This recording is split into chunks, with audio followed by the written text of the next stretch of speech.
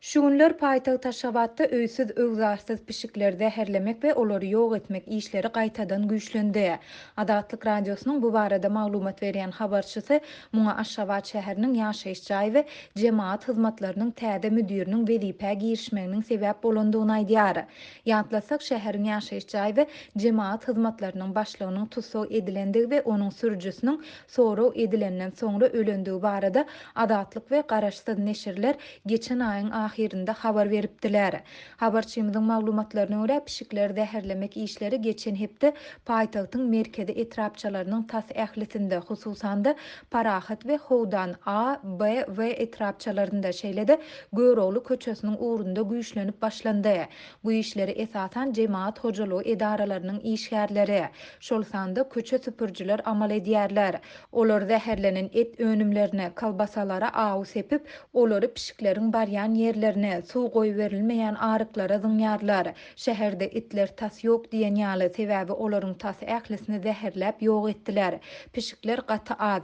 Muňa garamazdan häzir olary zäherläp tutmak, soňra da ýok etmek işleri güýçli depkinde alınıp barylýar diýip efirde adynyň tutulmazlygyny soran haýwanlary goraýjy Aşgabatly aktivist habarçymyza gurrun berdi. Habarçymyzyň maglumatyna görä haýwanlary goraýjy aktivistleriň käbiri jemaat hojalygy edaralarynyň işgärlerine, şol sanda köçe süpürjülere para berip pişikleri zäherlemezligi haýyş edýärler. Olar parany aldylar we bolýar diýip gitdiler. Ýöne aradan bir näçe gün geçen soň gaýtadan gelip pişikleri köpçülikleýin zäherläp boğup başladylar. Şonda haýwanlary goraýjy başga bir aktivist boğulup duran pişigi köçe süpürjüleriň elinden aldy.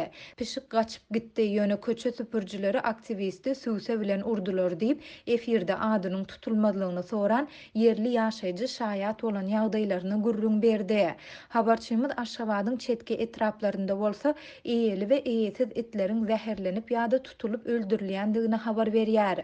Onuň sözlerine görä tutulan itleriň käbiri jemaat hojalygy edaralarynyň mämişe reňkdäki ulaglaryna ýüklenýär we şonuň içinde suwsuz we iýimsiz bir näçe günläp saklanýar. Netijede itler açlykdan, suwsuzlykdan we howasyzlykdan ölýär.